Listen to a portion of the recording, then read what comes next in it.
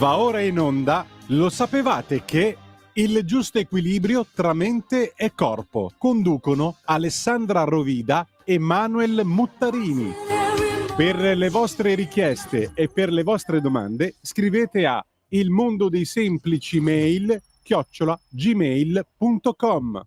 Bentrovati. Prima di proseguire sempre con il nostro discorso dell'emuntorio polmonare, è importante fare un attimino un piccolo ripasso breve dell'ultima sezione della puntata precedente, diciamo. Infatti, volevo ricordarvi delle sostanze di rifiuto, cioè le sostanze di rifiuto che vanno a accumularsi nelle vie respiratorie e arrivano persino nei seni frontali. Se vi ricordate, abbiamo detto che vanno a ostacolare la respirazione e quindi vanno a sua volta a deteriorare le mucose e sono le responsabili delle nostre malattie respiratorie.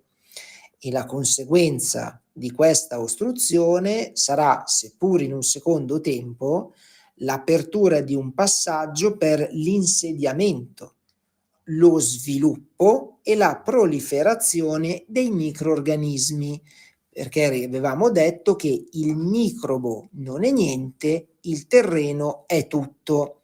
Quindi possiamo proseguire il discorso. Quindi il materiale colloidale che noi andiamo a espettorare non è costituito solo dai rifiuti provenienti dai microbi o dalla loro attività, come generalmente si possa pensare. Queste sostanze, le colle, provengono innanzitutto dai residui della nostra alimentazione, che questa non è adeguata quantitativamente e qualitativamente alla nostra capacità digestiva e anche a quella eliminatrice. Quindi quando i residui ingombrano troppo le vie respiratorie, queste le respingono mediante la tosse. Sia la tosse sia l'espettorazione sono sempre, ricordatevi, delle reazioni di difesa.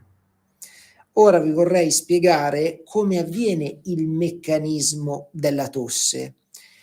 Ha inizio con una inspirazione profonda che si conclude con la chiusura della glottide. Questa ispirazione è seguita da uno sforzo violento, volto appunto a espirare l'aria. Essendo la glottide chiusa, la pressione dell'aria nei polmoni aumenta fino al momento in cui la glottide è costretta ad aprirsi e l'aria allora irompe bruscamente, trascinando con sé, come per aspirazione, quelli che sono i rifiuti ingombranti. Ora invece vorrei dirvi quelli che sono i segni di un corretto o anche alterato funzionamento. Quando le vie respiratorie funzionano bene, le narici sono sgombre e la respirazione risulta libera e facile. L'impulso a soffiarsi il naso compare solo raramente e soprattutto per eliminare la polvere di varie origini che inspiriamo naturalmente con l'aria. Quando le vie respiratorie funzionano male e sono anzi diventate una via di uscita per i rifiuti solidi, il naso è chiuso, l'aria penetra a stento e ci si deve continuamente soffiare per sbarazzare le vie respiratorie superiori. Quindi il semplice fatto di chinarsi in avanti con la testa verso il basso fa sì che il naso scoli. La bocca talvolta deve rimanere aperta per permettere la respirazione e si manifestano colpi di tosse, dapprima isolati, poi sempre più frequenti e violenti. E l'esistenza di sostanze di ingombro, anche di minima rilevanza, può essere riscontrata in occasione di un breve footing, che sarebbe la corsa, cioè i movimenti della gabbia toracica provocati dall'ansimare portano come conseguenza l'espulsione delle sostanze di rifiuto. Ed ora parliamo dei mezzi di drenaggio polmonare, espettorazione proprio volontaria. Quindi per svuotare i polmoni si può tentare di tossire volontariamente sulla falsariga di quanto appunto è attuato dall'organismo in via naturale. Tutti usano per istinto questo procedimento, ma come attuarlo? Allora, sputare una sola volta in modo violento impone ai polmoni uno sforzo eccessivo e anche uno shock che può rendere fragili le mucose. Quindi è meglio far avanzare a poco i materiali nell'albero bronchiale, tossendo leggermente a breve serie. L'impulso ai colpetti di tosse dato dal diaframma e dalla parte inferiore della gabbia toracica. E si possono migliorare gli effetti di questo metodo impiegando anche piante medicinali che rendono fluide le sostanze colloidali, che ne parleremo poi.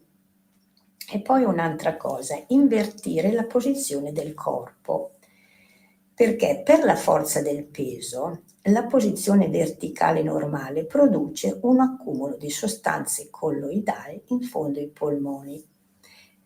Queste sostanze colloidali in gergo normale non è nient'altro che il muco. Durante il sonno la posizione orizzontale permette invece alle sostanze di rifiuto di lasciare il fondo dei polmoni e di ripartirsi su tutta la loro lunghezza.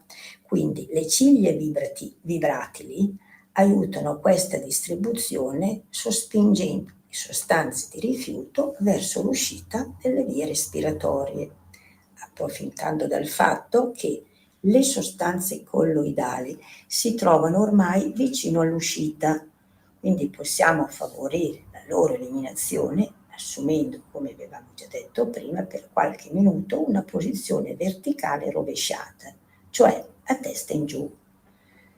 Questa posizione consente alle mucine di scivolare verso la porta d'uscita e appena svegli si può, a secondo appunto dell'agilità poi dell'individuo.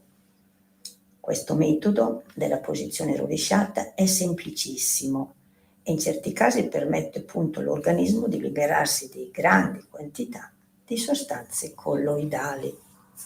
Con questo è tutto, nella prossima puntata andremo a parlare di quello che risulta il fiatone, quindi come si manifesta e perché soprattutto si manifesta, ma non solo, andremo a dare anche una breve panoramica di quelle che sono le piante medicinali e andremo anche a dare un accenno di quella che è l'inalazione.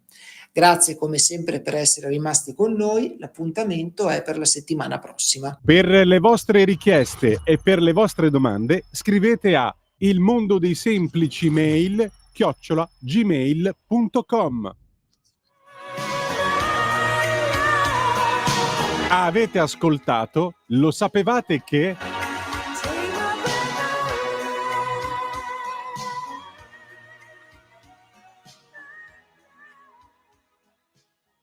Omar dropped it.